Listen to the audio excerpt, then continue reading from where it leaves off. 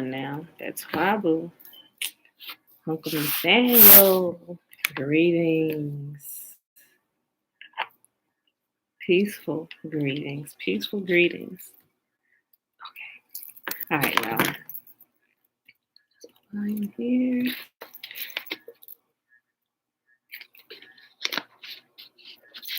All right. Excuse me. All right, y'all. Happy Wednesday.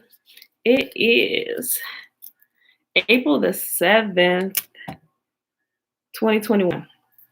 Day 121 of year 3 of reading through the books of the Law and the Prophets, also known as the Old Testament.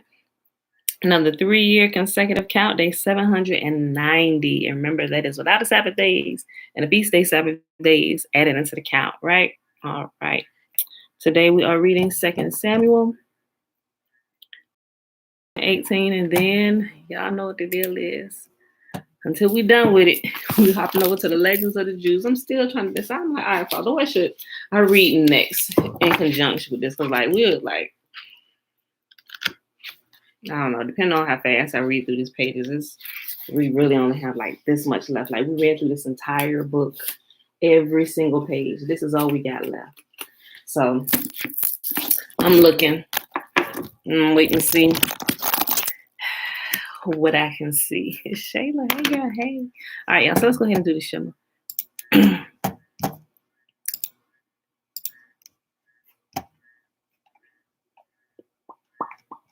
Pulling it up.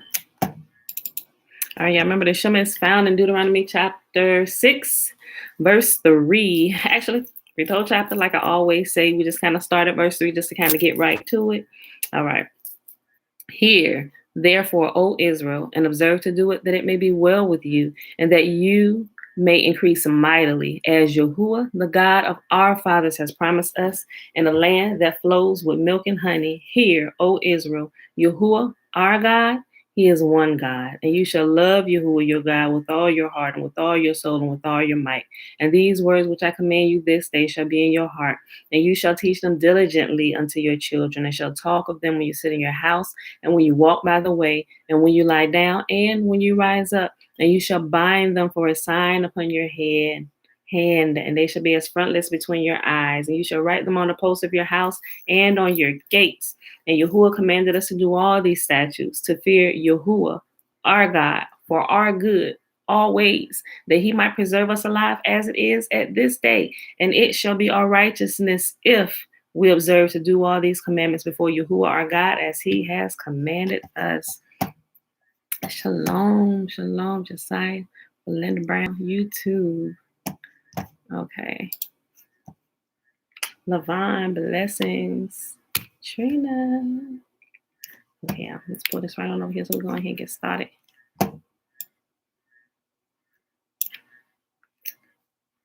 Okay. 2 Samuel chapter 16, David and Ziba. When David had gone a little beyond the summit of the Mount of Olives, Ziba, the servant of Mephibosheth, was waiting there for him. He had 2 donkeys loaded with 200 loaves of bread, 100 clusters of raisins, 100 bunches of summer fruits, and a wine skin full of wine. What are these for? The king asked Ziba. Ziba replied, the donkeys are for the king's people to ride on, and the bread and summer fruit are for the young men to eat. The wine is for those who become exhausted in the wilderness. Where is Mephibosheth, Saul's grandson? The king asked him. He stayed in Jerusalem, Ziba replied. He said, today I will get back the kingdom of my grandfather Saul. In that case, the king told Ziba, I give you everything Mephibosheth owns.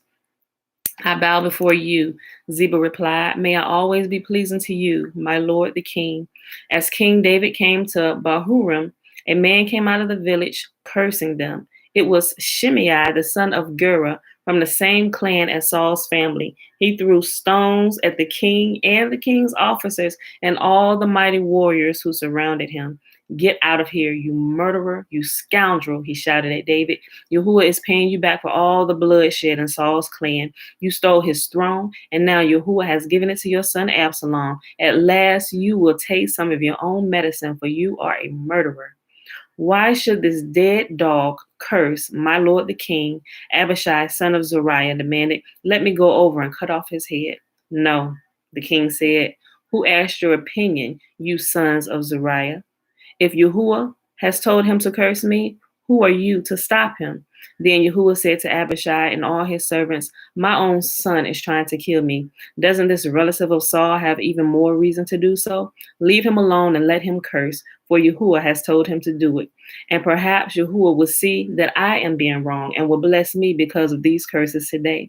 So David and his men continued down the road, and Shimei kept pace with them on a nearby hillside, cursing and throwing stones and dirt at David. The king and all who were with him grew weary along the way, so they rested when they reached the Jordan River. Meanwhile, Absalom and all the army of Israel arrived at Jerusalem, accompanied by Ahithophel. When David's friend Hushai the Archite arrived, he went immediately to see Absalom. Long live the king, he exclaimed. Long live the king. Is this the way you treat your friend David? Absalom asked him, why aren't you with him? I'm here because I belong to the man who was chosen by Yahuah and by all the men of Israel, Hushai replied. And anyway, why shouldn't I serve you? Just as I was your father's advisor, now I will be your advisor. Then Absalom turned to Ahithophel and asked him, what should I do next? Ahithophel told him, go and sleep with your father's concubines, for he has left him here to look after the palace. Then all Israel will know that you have insulted your father beyond hope of reconciliation, and they will throw their support to you. So they set up a tent on the palace roof where everyone could see it, and Absalom went in and had sex with his father's concubines. With an S. Absalom followed Ahithophel's advice, just as David had done. For every word Ahithophel spoke seemed as wise as though it had come from the mouth of Yahuah. That's a whole teaching in itself. But I'm going to keep going this morning. We're going to keep on reading. 2 Samuel chapter 17. Now Ahithophel urged Absalom, let me choose 12,000 men to start out after David tonight. I will catch up with him while he is weary and discouraged. He and his troops will panic and everyone will run away. Then I will kill only the king, and I will bring all the people back to you as a bride returns to her husband. After all, it is only one man's life that you seek. Then you will be at peace with all the people. This plan seemed good to Absalom and all the elders of Israel. Peace and blessings, Aliyah. But then Absalom said, bring in Hushai the Archite. Let's see what he thinks about this. When Hushai arrived, Absalom told him what Ahithophel had said. Then he asked, what is your opinion? Should we follow Ahithophel's advice? If not, what do you suggest? Well, Hushai replied to Absalom, this time Ahithophel has made a mistake. You know your father and his men, they are mighty warriors. Right now, they are as enraged as a mother bear who has been robbed of her cubs. And remember that your father is an experienced man of war. He won't be spending the night among the troops. He has probably already hidden in some pit or cave. And when he comes out and attacks a few of your men, hold on. My eyes skipped down too far. Hold on, let me find my place. And when he comes out and attacks and a few of your men fall, there will be panic among your troops, and the word will spread about Absalom's men about being slaughtered. Then even the bravest soldiers, though they have the heart of a lion, will be paralyzed with fear. For all of Israel knows what a mighty warrior your father is and how courageous his men are. I recommend that you mobilize the entire army of Israel, bringing them from as far away as Dan in the north and Beersheba in the south. That way, you will have an army as numerous as the sand on the seashore, and I advise that you personally lead the troops. When we find David, we will fall on him like dew that falls on the ground. Then neither he nor any of his men will be left alive. And if David were to escape into some town, you will all have Israel there at your command. Then we can take the ropes and drag the walls of the town into the nearest valley until every stone is torn down. Then Absalom and all the men of Israel said, Hushai's advice is better than Ahithophel's, for Yahuah had determined to defeat the counsel of Ahithophel, which was really the better plan, so that he could bring disaster on Absalom. Hushai told Zadok and Abiathar, the priests, what Ahithophel had said to Absalom and the elders of Israel and what he himself had advised instead. Quick, he told them, find David and urge him not to stay at the shallows of the Jordan River tonight. He must go across at once into the wilderness beyond. Otherwise, he will die and his entire army with him. Jonathan and Ahimaaz had been staying in Rogel so as not to be seen entering and leaving the city. Arrangements had been made for a servant girl to bring them the message they were to take to King David. But a boy spotted them at Enrogel, and he told Absalom about it. So they quickly escaped to Bahurim, where a man hid them inside a well in his courtyard. The man's wife put a cloth over the top of the well and scattered grain on it to dry in the sun so no one suspected that they were there. When Absalom's men arrived, they asked, have you seen Ahimaaz and Jonathan? The woman replied, they were here, but they crossed over the brook. Absalom's men looked for them without success and returned to Jerusalem. The two men crawled out of the well and hurried to King David. Quick, they told him, cross the Jordan tonight. And they told him how Ahithophel had advised that he be captured and killed. So David and all the people with him went across to the Jordan River during the night, and they were all on the other side of the bank before dawn. When Ahithophel realized that his advice had not been followed, he saddled his donkey and went to his hometown, set his affairs in order, and hanged himself. He died there and was buried in the family tomb. David soon arrived at Mahanaim. By now, Absalom had mobilized the entire army of Israel and was leading his troops across the Jordan River. Absalom had appointed Amasa as commander of his army, replacing Joab, who had been the commander under David. Amasa was Joab's cousin. His father was Jether an Ishmaelite. His mother, Abigail, daughter of Nahash, was the sister of Job's mother, Tzrura. Absalom and the Israelite army set up camp in the land of Gilead. When David arrived at Mahanaim, he was warmly greeted by Shobi, son of Nahash, who came from Rabbah of the Ammonites, and Machir, son of Amiel from Lodebar, and by Barzillai of Gilead from Roglaim. They brought sleeping mats, cooking pots, serving bowls, wheat and barley, flour and roasted grain, beans, lentils, honey, butter, sheep, goats, and cheese for David and those who were with him. For they said, you must all be very hungry and tired and thirsty after your long march through the wilderness. All right, y'all, last chapter for today, 2 Samuel chapter 18. David now mustered the men who were with him and appointed generals and captains to lead them. He sent the troops out in 3 groups, placing one group under Joab, one under Joab's brother Abishai, son of Zeruiah, and one under Ittai, the man from Gath. The king told his troops, I'm going out with you. But his men objected strongly. You must not go, they urged. If we have to turn and run, and even if half of us die, it will make no difference to Absalom's troops. They will be looking for only you. You are worth 10,000 of us, and it is better than you stay here in the town and send help if we need it. If you think that's the best plan, I'll do it, the king answered. So he stood alongside the gate of the town as all the troops marched out in groups of hundreds and of thousands. The king gave this command to Joab, Abishai, and Ittai, for my sake, deal gently with young Absalom. And all the troops heard the king give this order to his commanders. So the battle began in the forest of Ephraim, and the Israelite troops were beaten back by David's men. There was a great slaughter that day, and 20,000 men laid down their lives. The battle raged all across the countryside, and more men died because of the forest than were killed by the sword. During the battle, Absalom happened to come upon some of David's men. He tried to escape on his mule, but as he rode beneath the thick branches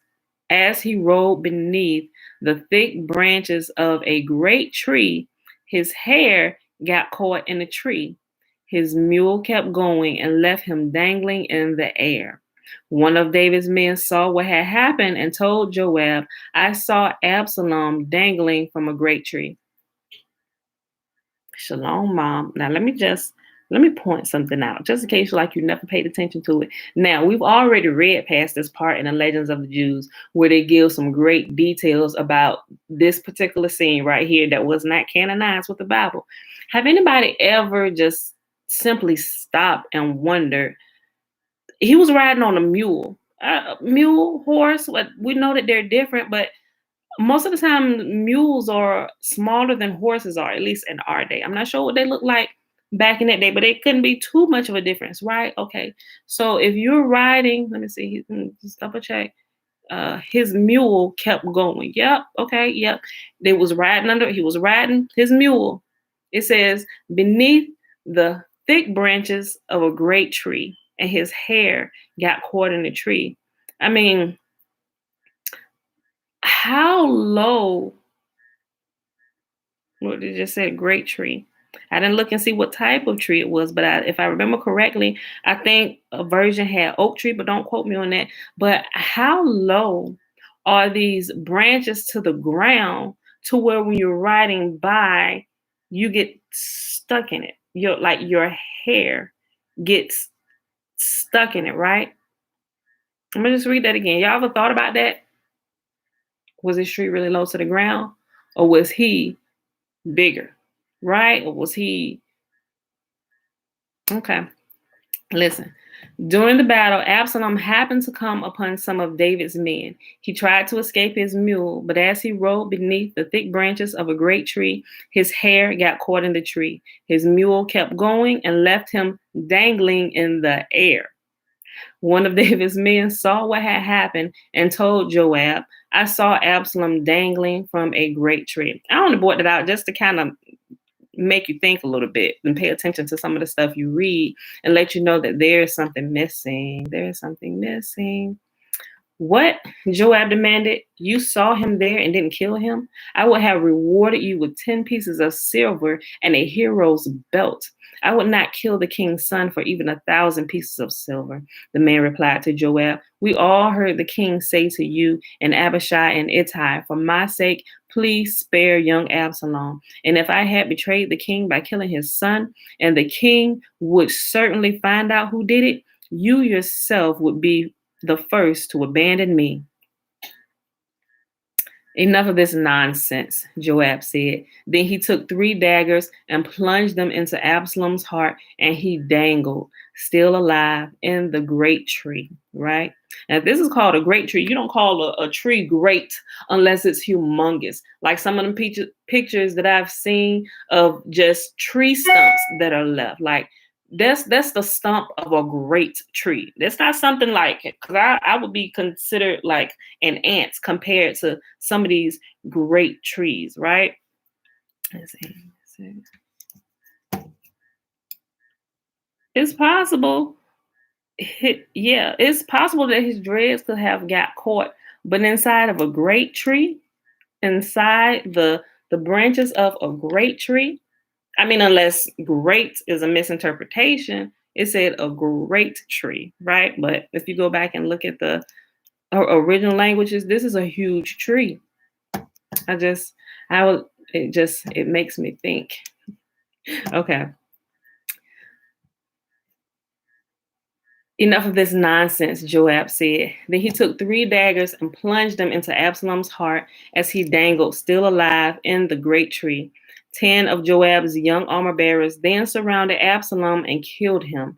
Then Joab blew the ram's horn, and his men returned from chasing the army of Israel. They threw Absalom's body into a deep pit in the forest and piled a great heap of stones over it, and all of Israel fled for their homes. During his lifetime, Absalom had built a monument to himself in the king's valley, for he said, I have no son to carry on my name. He named the monument after himself, and it is known as Absalom's monument to this day. Then Zadok's son Ahimaaz said, let me run to the king with the good news that Yahuah has rescued him from his enemies. No, Joab told him, it wouldn't be good news to the king that his son is dead. You can be my messenger another time, but not today. Then Joab said to a man from Ethiopia, go tell the king what you have seen. He already knew. He said, no, we know David's character. Anybody come? bring him some bad news about somebody that was after him, if he honored them, he's not going to think, even though they wanted to kill him, he never dishonored them. And he said, it's not good news. Why did you think come back telling me that Yahuah's anointed has been murdered? Why did you think that was good news? And since you were so quick to come tell me that he dead, you know what? You got to take your last breath. Because a lot of times it was the person who had actually taken the life of that person, right? Okay. Then Zadok's son Ahimaaz said, let me run to the king with the good news that Yahuah has rescued him from his enemies. No, Joab told him, it wouldn't be good news to the king that his son is dead. You can be my messenger another time, but not today. Then Joab said to the man from Ethiopia, go tell the king what you have seen. And the man bowed and ran off. But Ahimaaz continued to plead with Joab, whatever happens, please let me go too. Why should you go, my son? Joab replied, there will be no reward for your news. Yes, but let me go anyway, he begged. Joab finally said, all right, go ahead. So Ahimaaz took the less demanding route by the way of the plain and ran to Mahanaim ahead of the Ethiopian.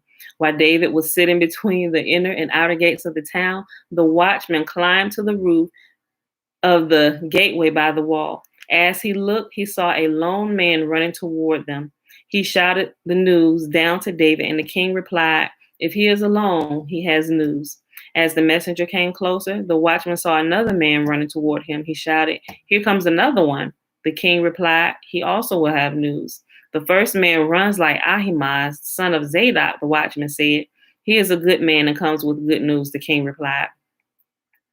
Then Ahimaaz cried out to the king, everything is all right. He bowed before the king with his face to the ground and said, praise Yahuah, your God, who has handed over the rebels who dared to stand against my lord the king. What about young Absalom? The king demanded. Is he all right? Ahimaaz replied, when Joab told me to come, there was a lot of commotion, but I didn't know what was happening. Wait here, the king told him. So Ahimaaz stepped aside. Then the man from Ethiopia arrived and said, I have good news for my lord the king. Today Yahuah has rescued you from all those who rebelled against you. What about young Absalom? The king demanded. Is he all right? And the Ethiopian replied, may all of your enemies, my lord the king, both now and in the future, share the fate of that young man. The king was overcome with emotion. He went up to the room over the gateway and burst into tears. As he went, he cried, oh, my son Absalom, my son Absalom, if only I had died instead of you. Oh, Absalom, my son, my son. And that, my beautiful people, is our reading for today. All right, y'all. So let's see. Trying to rationalize, understand. You're absolutely right. You must remember that definitions are very, very important when trying to rationalize and understand things. Thank you, Uncle Nathaniel. You're right. That's possible. Mom said, I was thinking that great tree is not an accurate translation of the type of tree. You're correct. I'm gonna look it back up today, and I'm gonna go back to the section in here on what it says and pull it all up and read it all over again since I brought it up. Great tree. And I'll let y'all know tomorrow.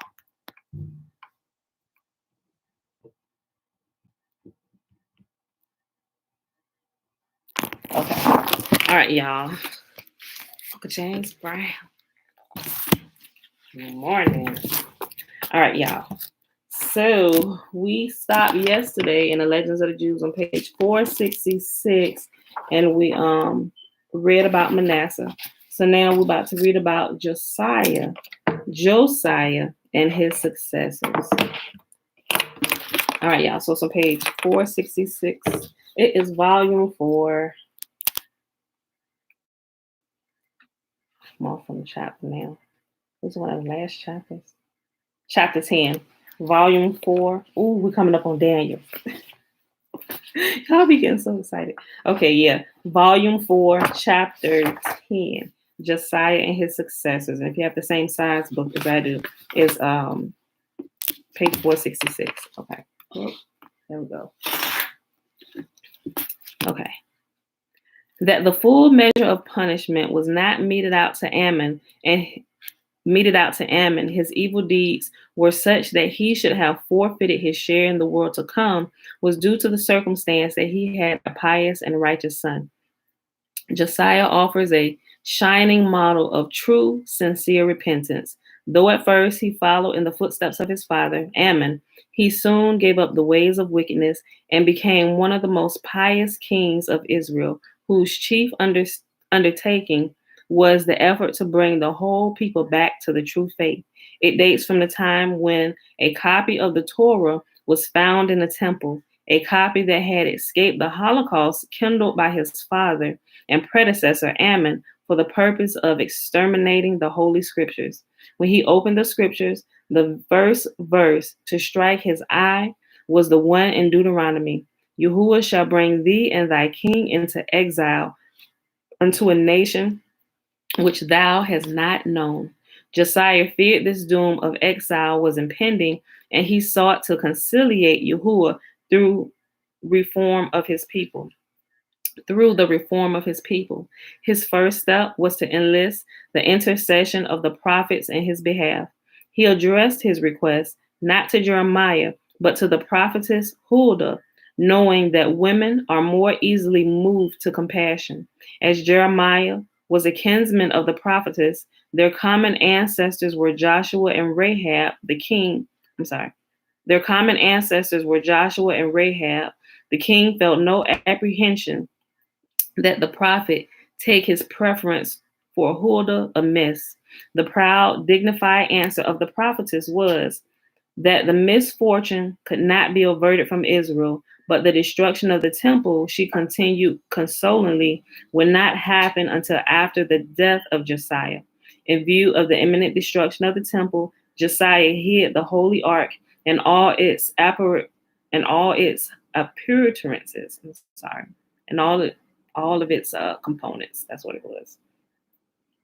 In order to guard them against desecration in the hands of the enemy. The efforts of the king in behalf of Yahuah and his law found no echo with the great majority of the people. Though the king was successful in preventing the worship of idols in public, his subjects knew how to deceive him. Josiah sent his pious sympathizers to inspect the houses of the people, and he was satisfied with their report that they had found no idols, not suspecting that the recreant people has fastened half an image on each wing of the doors so that the inmates face their household idols as they close the door upon Josiah's inspectors. This godless generation, contemporaneous with Josiah, was to blame for his death. When King Pharaoh, in his campaign against the Assyrians, wanted to travel through Palestine, Jeremiah advised the king not to deny the Egyptians the passage through his land. He cited a prophecy by his teacher Isaiah, who had foreseen the war between Assyria and Egypt. But Josiah retorted, Moses, thy teacher, spake, I will give peace in the land, and no sword shall go through your land, not even the sword that is not raised against Israel with hostile intent. The king, innocent of the deception practiced by the people, knew not that they were idol worshippers, to whom the promises of the Torah have no application. Ooh, look. I'm gonna just read that again. There's something just clicked. It just reminded me how Yahuah all just keeps repeating himself. And it's worded different, but it's the same thing. He said he keeps those who keeps his commands, right? Look, the king, innocent of the deception practiced by the people, knew not that they were idol worshippers, to whom the promises of the Torah have no application. In the engagement that ensued between the Jews and the Egyptians, no less than 300 darts struck the king. In his death agony, he uttered no word of complaint. He only said, Yahuah is righteous, for I have rebelled against his commandment, thus admitting his guilt and not having heeded the advice of the prophet. Okay, so I'm not sure if this is about to repeat this, but remember when you read in the canonized version, he was not to go out to war with them, but he disguised himself and he went out anyway. And arrows struck him and he fell down in his chariot. Yeah. He had been one of the righteous kings and stuff, but that one small command given to him from Yahuah through Jeremiah cost him his life, right? And we see it. It's a pattern, y'all. It's a pattern. Kings and those in leadership are dealt with swiftly, right? Because why? You're leading people, and Yahuah doesn't want you to lead people astray. So may we always keep ourselves in check and check ourselves daily and make a habit of repentance daily, even for things you may have done ignorantly and Yahuah may not have brought it to your attention yet, right? It's just a good practice to keep, right? Okay, so we don't want to find ourselves in a dire strait because we are not paying attention. Hold on, let me go back here. In his death, agony, he uttered. Hold on. In his death, agony, he uttered no word of complaint. He only said, "Yahuah is righteous, for I have rebelled against his commandment." Thus, admitting his guilt and not having heeded the advice of the prophet. So ended the days of this just king after a brilliant career, the only king since Solomon to rule over both Judah and Israel. For Jeremiah had brought back to Palestine the 10 exiled tribes of the north, and he made them subject to Josiah. The mourning for him was profound. Even Jeremiah perpetuated his memory in Lamentations. So all of Lamentations is about Jeremiah weeping over this great king, Josiah. Pharaoh of Egypt was not permitted to enjoy the results of his victory to the full, for it was soon after this that in attempting to ascend the wondrous throne of Solomon, he was struck down by the lions and rendered lame by the blow. Okay, so we read this. Remember when we was reading the section about Solomon, how he made the great throne and all the mechanics behind it, and how all King Solomon had to do was take the first step up, and all the, I guess, electronic mechanisms that he had built inside of it. Of course, he was the creator of it, so he knew how it worked. So he was able to ascend the throne in such an awesome fashion that it was crazy. It gave the detail of how it happened. So when his kingdom was overthrown in his son's day, they stole this throne and nobody knew how to work it. And everybody that dared to touch it or to even ascend this throne that Solomon built, they did not leave unscathed, right? And this is just repeating this for this king. Look, Pharaoh of Egypt was not permitted to enjoy the results of his victory to the full, for it was soon after this that in attempting to ascend the wondrous throne of Solomon, he was struck down by the lions and rendered lame with the blow. So he had golden lions that was and different animals that were created as a part of this, and they all moved within the mechanisms of his throne. The people of Jehoahaz on the throne of Judah to succeed Josiah, though his brother Jehoiakim was the older by 2 years. To silence the legitimate claims of Jehoiakim, the new king underwent the ceremony of anointing, but his reign was very brief. At the end of 3 months, Pharaoh carried him off into exile in Egypt, and Jehoiakim ruled in his stead. Jehoiakim was another of the sinful monarchs of the Hebrews, uncharitable toward men and disobedient to Yahuah and the laws of Yah. His garments were of 2 kinds of stuff mingled together. His body was tattooed with the names of idols, and in order that he might appear as a non-Hebrew, he performed the operation of epipos upon himself. Various forms of incest were committed by him, and besides, he was in the habit of putting men to death that he might violate their wives and confiscate their possessions. Blasphemous as he was, he spoke, "My predecessors did not know how to provoke the wrath of Yah. As for me, I say frankly, we have no need whatsoever of him." Oh, he should have just took his last breath right there before those words even came out of his mouth. As for me, I say frankly, we have no need whatsoever of him. The very light he gives us, we can dispense with, for the gold of Paravim can well replace it. Look. As for me, I say frankly, we have no need whatsoever of him.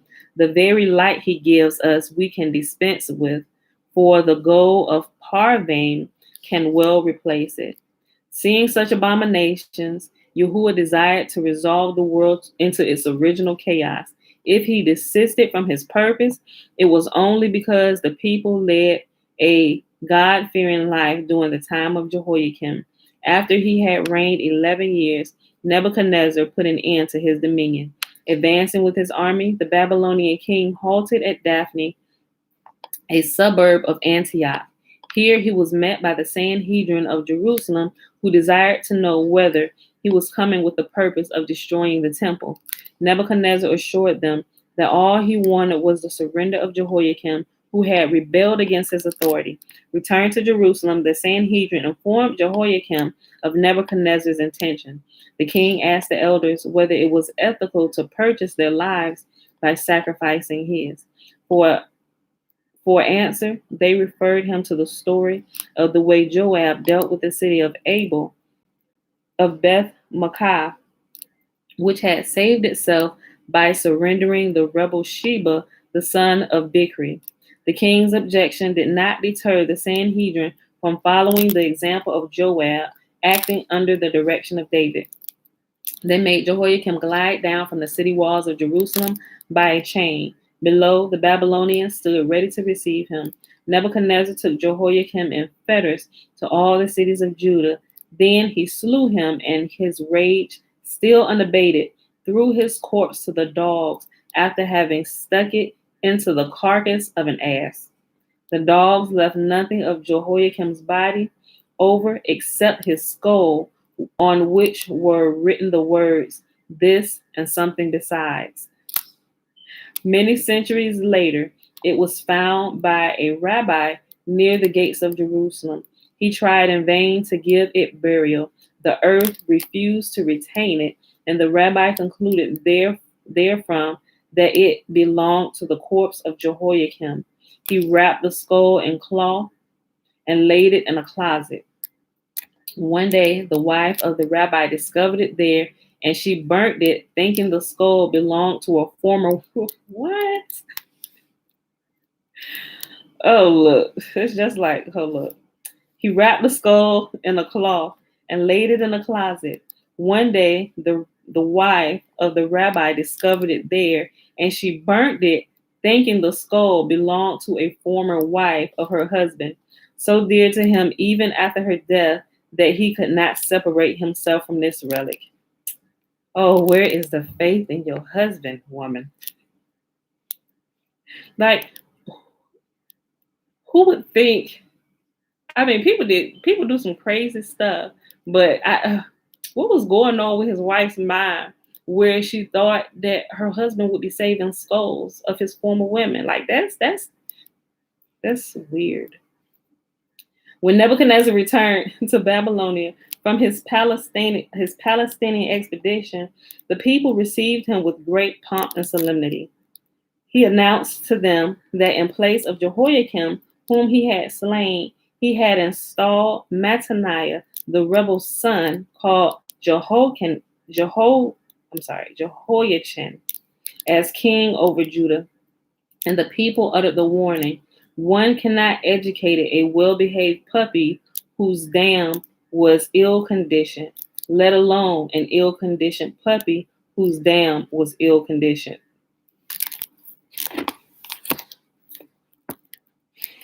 Nebuchadnezzar returned to Daphne and informed the Sanhedrin, who hastened from Jerusalem to meet him, that he desired the surrender of Jehoiachin.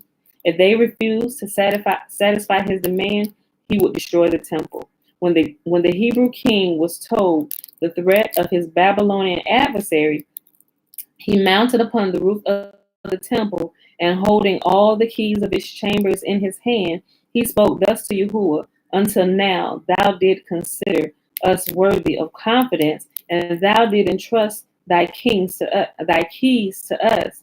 Since thou no longer dost esteem us trustworthy, here, take back thy keys. He was held to his word. A hand was stretched forth from heaven, and it received the keys. Jehoiachin, good and pious, did not desire the city of Jerusalem to be exposed to peril for his sake.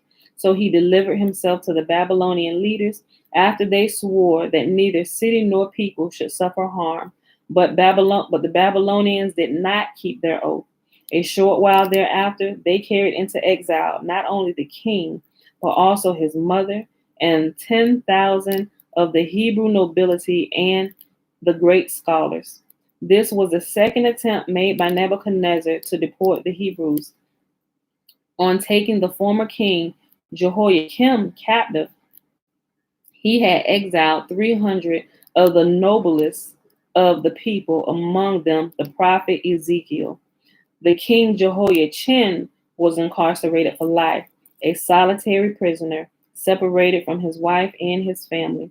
The Sanhedrin, who were among those deported with the king, feared that the house of David die out. They therefore besought Nebuchadnezzar not to separate Jehoiachin from his wife. They succeeded in enlisting the sympathy of the queen's hairdresser, and through her, of the queen herself, Semiramis, the wife of Nebuchadnezzar, who in turn prevailed upon the king to accord maltreatment to the unfortunate prince exiled from Judea. Suffering, he had completely changed the once sinful king, so that in spite of his great joy over his reunion with his wife, he still paid regard to the prescriptions of the Hebrew law regulating conjugal life. He was prepared to deny himself every indulgence when the purchase price for an infringement of the word of Yahuah. Such steadfastness pleaded with Yahuah to pardon the king for his sins, and the heavenly Sanhedrin absolved Yahuah from his oath to crush Jehoiachin and deprive his house of sovereignty. By way of reward for his countenance, he was blessed with distinguished posterity. Not only was Zerubbabel, the first governor of Palestine after the destruction of the temple, a grandson of Jehoiachin's, but also the Messiah himself will be a descendant of his. Chapter 10, The Exile. Good day, Nikki. The execution of one king and the deportation of another were but preludes to the great national catastrophe in the time of Zedekiah, the destruction of the temple and the exile of the whole people. After Nebuchadnezzar had led Jehoiachin and a portion of the people into banishment, his commiseration was aroused for the Hebrews, and he inquired whether any other sons of Josiah were still living. Only Mattaniah was left. He was renamed Zedekiah in hope that he would be the father of pious sons. In reality, the name became the omen of the disasters to happen in the time of this king. Nebuchadnezzar, who invested Zedekiah with the royal office, demanded that he swear fealty to him. Zedekiah was about to swear by his own soul, but the Babylonian king, not satisfied, brought a scroll of the law, and he made his Hebrew vassal take the oath upon that. Nevertheless, he did not keep faith with Nebuchadnezzar for long, nor was this his only treachery toward his suzerain. I probably pronounced that wrong, y'all. Suzerain. He had once surprised Nebuchadnezzar in the act of cutting a piece from a living hare and eating it, as it is the habit of barbarians. Oh my gosh. Nebuchadnezzar was painfully embarrassed, and he begged the Hebrew king to promise under oath not to mention what he had seen. Though Nebuchadnezzar treated him with great friendliness, even making him sovereign lord over 5 vassal kings, he did not justify the trust reposed to him. To flatter Zedekiah, the 5 kings once said, "If all were as it should be, thou wouldst occupy the throne of Nebuchadnezzar." Zedekiah could not refrain from exclaiming, "Oh yes, Nebuchadnezzar, whom I once saw eating a live hare." Like, I seen you eating a live rabbit, dude. The 5 kings at once repaired to Nebuchadnezzar and reported what Zedekiah had said. Thereupon the king of Babylonia marched to Daphne near Antioch with the purpose of chastising Zedekiah. At Daphne, he found the Sanhedrin of Jerusalem, who had hastened thither to receive him. Nebuchadnezzar met the Sanhedrin courteously. Remember, Sanhedrin means a group of people. He met the group, right? Nebuchadnezzar met the Sanhedrin courteously, ordered his attendants to bring state chairs for all the members, and requested them to read the Torah to him and explain it. When they reached a passage in the book of Numbers dealing with the remission of vows, the king put the question, if a man desires to be released from a vow, what steps must he take? Like, this is the king of Babylon coming to the Hebrews asking, okay, teach me about this Torah of yours, right? When they reached the passage in the book of Numbers dealing with the remission of vows, the king put the question, if a man desires to be released from a vow, what steps must he take? The Sanhedrin replied, he must repair to a scholar, and he will absolve him from his vow. Whereupon Nebuchadnezzar exclaimed, I verily believe it was you who released Zedekiah from the vow he took concerning me. And he ordered the members of the Sanhedrin to leave their state chairs and sit on the ground. They were forced to admit that they had not acted in accordance with the law, for Zedekiah's vow affected another beside himself, and without the acquiescence of the other party, namely Nebuchadnezzar, the Sanhedrin had no authority to annul the vow.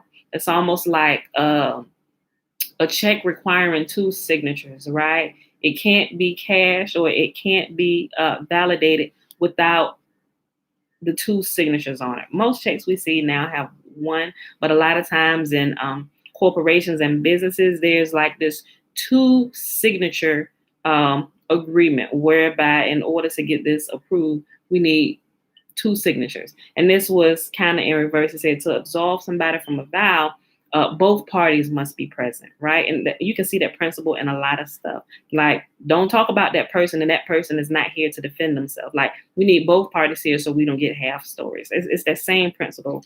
Okay, I'll read that again.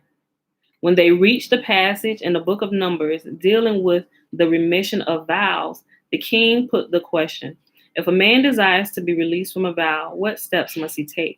The Sanhedrin replied, he must repair to a scholar, and he will absolve him from his vow.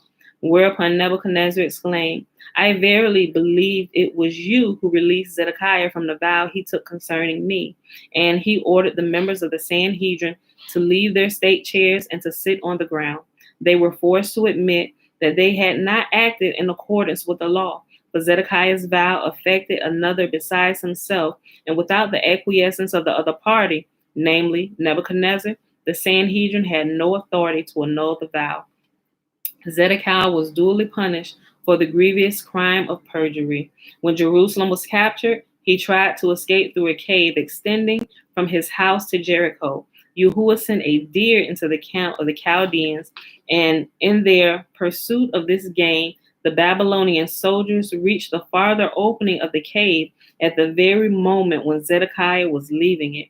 The Hebrew king, together with his 10 sons, was brought before Nebuchadnezzar, who addressed Zedekiah thus, were I to judge thee according to the law of thy God, thou would deserve the death penalty, for thou didst swear a false oath by the name of God, no less would thou deserve death. Were I to judge thee according to the law of thy God, thou wouldst deserve the death penalty, for thou didst swear a false oath by the name of God. No less wouldst thou deserve death. If I were to judge thee according to the law of the state, for thou didst fail in thy sworn duty to thy overlord. Zedekiah requested the grace that his execution take place before his children's, and he be spared the sight of their blood. His children, on the other hand, besought Nebuchadnezzar to slay them before he slew their father, that they might be spared the disgrace of seeing their father executed. In his heartlessness, Nebuchadnezzar had resolved worse things than Zedekiah anticipated. In the sight of their father, the children of Zedekiah were killed, and then Zedekiah himself was deprived of sight. His eyes were blinded. He had been endowed with eyes of superhuman strength. They were the eyes of Adam. And the iron lances forced him, hold on. And the iron lances forced into them were powerless to destroy his sight. Vision left him only because of the tears he shed over the fate of his children. Now he realized how true Jeremiah had spoken when he had prophesied his exile to Babylon.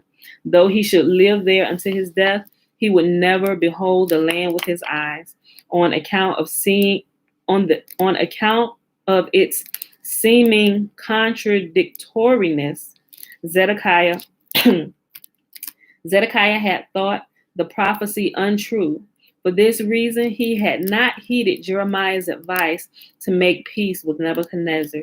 Now it had all been verified. He was carried to Babylonia a captive, yet blind as he was, he did not see the land of his exile. Where we at? 51 minutes? Okay, we got to get into Jeremiah. Yeah, let's read it. Okay. Though Zedekiah besmirched his career by perjury, he was nevertheless so good and just a king that for his sake Yahuah relinquished his purpose of returning the world to its original chaos as a punishment for the evil doing of a wicked generation. In this deprived time, it was first and foremost Jeremiah to whom was delegated the task of proclaiming the word of Yahuah. He was a descendant of Joshua and Rahab, and his father was the prophet Hilkiah. He was born while his father was fleeing from the persecution of Jezebel, the murderess of prophets. At his very birth, he showed signs that he was destined to play a great part. He was born circumcised, and scarcely had he left his mother's womb when he broke into wailing, and his voice was the voice not of a babe, but of a youth. He cried, my bowels tremble. The walls of my heart, they are disquieted. My limbs quake. Destruction upon destruction I bring upon the earth. In this strain, he continued to moan and groan, complaining of the faithlessness of his mother. And when she expressed her amazement at the unseemly speech of her newborn son, Jeremiah said, not thee do I mean, my mother. Not to thee doth my prophecy refer. I speak to Zion, and against Jerusalem are my words directed. I speak of Zion, and against Jerusalem are my words directed. She adorns her daughter. So if you didn't get that, Zion is always called the mother of Israel, right? If you never paid attention to that, right? Jerusalem, Zion is our mother. I speak of Zion against Jerusalem. I speak of Zion, and against Jerusalem are my words directed. She adorns her daughters, arrays them in purple, and puts golden crowns upon their heads. Robbers will come and strip them of their ornaments. As a lad, he received the call to be a prophet, but he refused to obey, saying, O Lord, I cannot go as a prophet to Israel, for when lived there a prophet whom Israel did not desire to kill. Moses and Aaron they sought to stone with stones. Elijah the Tishbite they mocked at because his hair was grown long, and they called after Elisha, go up thou bald head. No, I cannot go to Israel, for I am still naught but a lad. Yahuah replied, I love youth for its innocence. Ooh, it's just like children. Yahuah, he said, I can't go up. I'm too young. Yahuah said, I love the youth because of their innocence. Ooh, that'll preach all day long. Look, I cannot go to Israel, for I am still but not a lad. Yahuah replied, I love youth, for it is innocent. When I carried Israel out of Egypt, I called him a lad. And when I think of Israel lovingly, I speak of him as a lad. Say not therefore, thou art only a lad, but thou shalt go on whatsoever errand I shall send thee. Now then, Yahuah continued, take the cup of wrath and let the nations drink of it. Jeremiah put the question, which land was to drink first from the cup of wrath? And the answer of Yahuah was, first Jerusalem is to drink, the head of all earthly nations, and then the cities of Judah. When the prophet heard this, he began to curse the day of his birth. He's like, oh, what? Surely you're sending me to my death. Surely you're sending me to my death, right? Yeah. Jeremiah put the question, which land was to drink first from the cup of wrath? And the answer of Yahuah was, first Jerusalem is to drink. Remember that scripture, let judgment begin and let it begin at my house. Yahuah comes to deal with his own first, right? You can't correct the world till you correct your own, because, let me keep reading. Jeremiah put the question, which land was to drink first from the cup of wrath? And the answer of Yahuah was, first Jerusalem is to drink, the head of all earthly nations, and then the cities of Judah. When the prophet heard this, he began to curse the day of his birth. I am like the high priest, he said, who has to administer the water of bitterness to a woman who is held under the suspicion of adultery.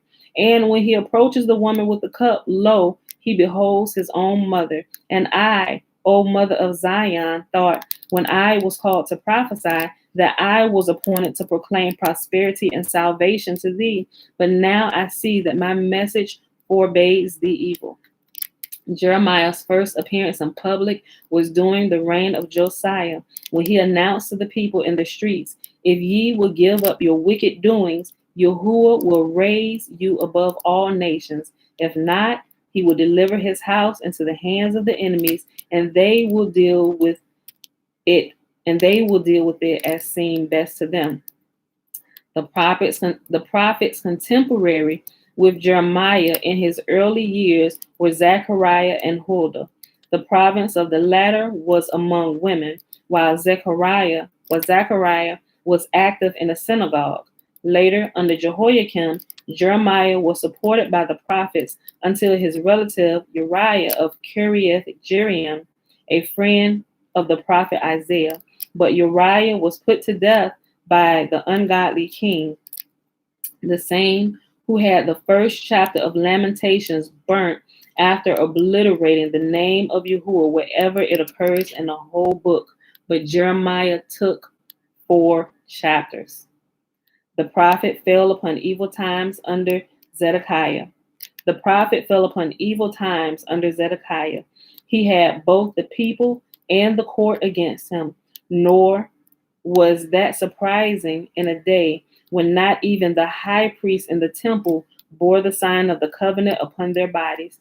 Jeremiah had called forth general hostility by condemning the alliance with Egypt against Babylonia and favoring peace with Nebuchadnezzar. And this, though to all appearances the help of the Egyptians would prove good effect for the Hebrews. The host of Pharaoh Necho had actually set forth from Egypt to join the Hebrews against Babylon.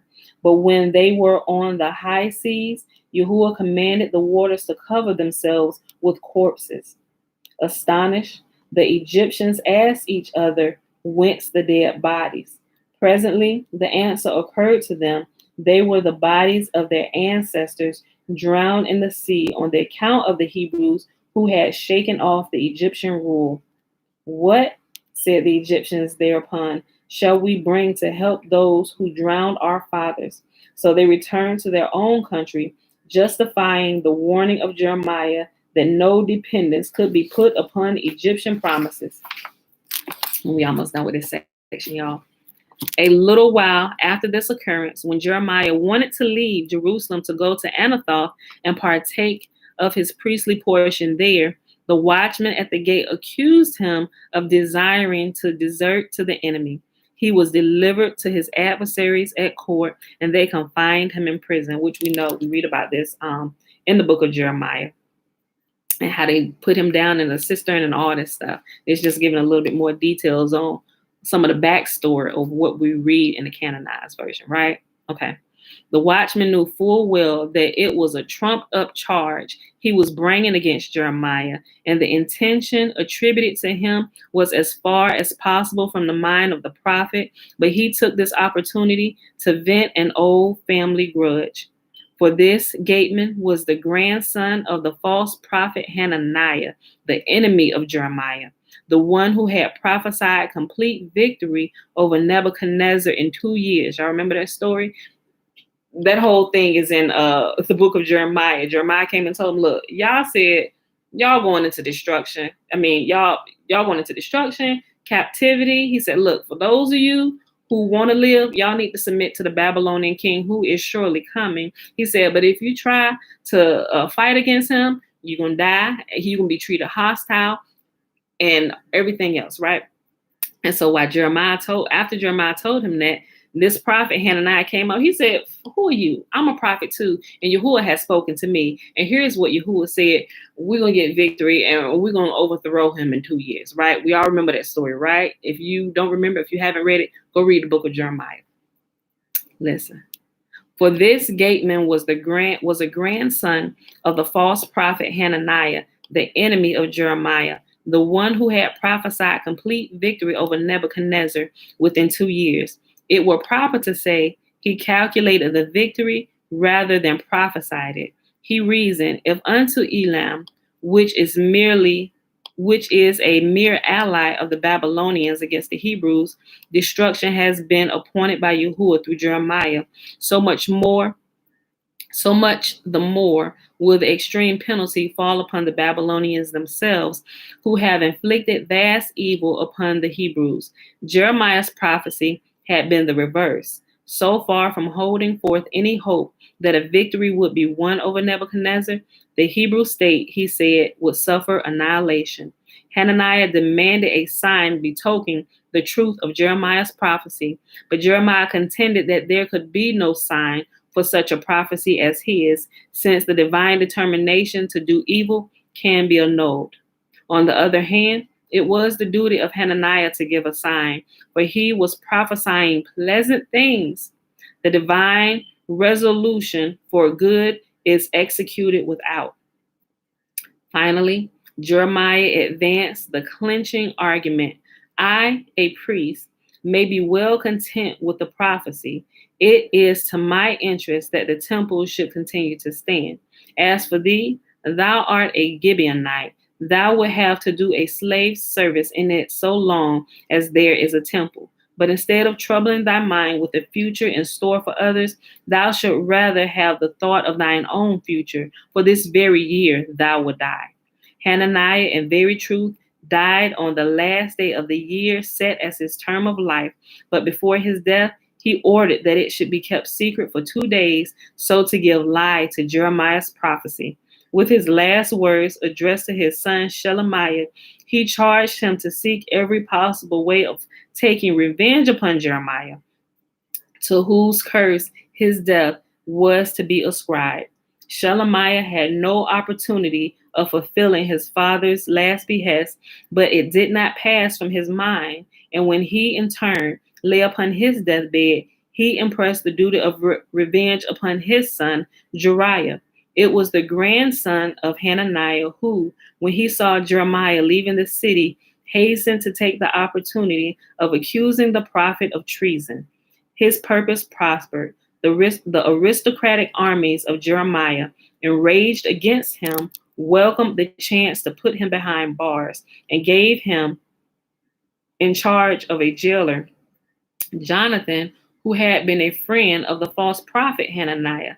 Jonathan pleased himself by mocking at the prisoner.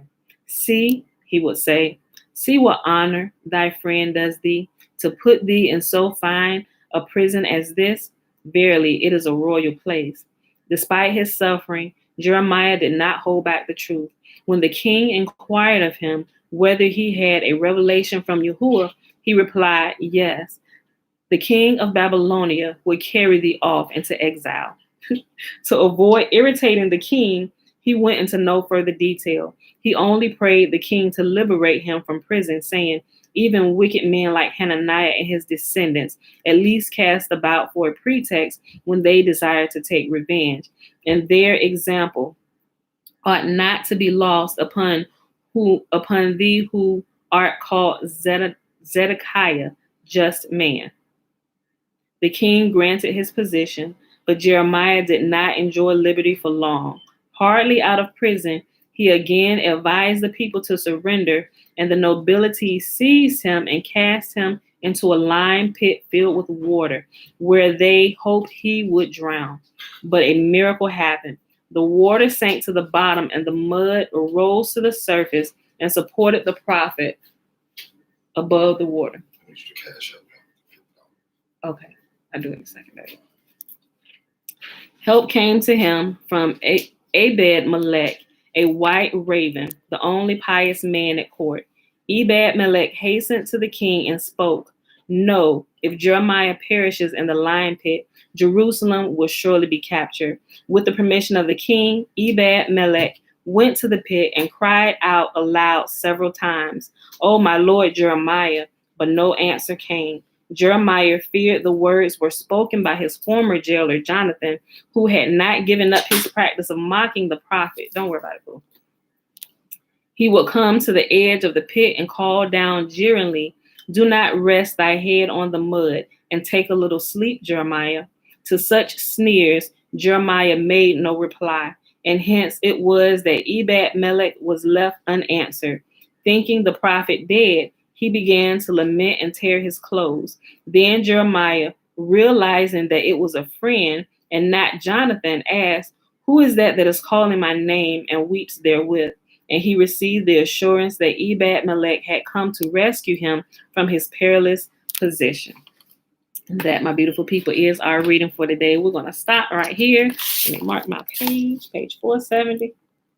All right, y'all, that was the Legends of the Jews, pages 466 to 470. And we read 2 Samuel 16, 17, and 18. It is Wednesday, beautiful people, April the 7th, 2021, day 121 of year 3 of reading through the books of the law and the prophets, and of the 3-year consecutive day count, day 790. All right, y'all.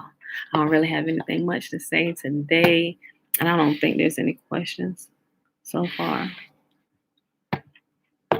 All right, so we're going to go ahead and do the blessing, which is found in Numbers chapter 6. Everybody know it. Verses 22 through 27.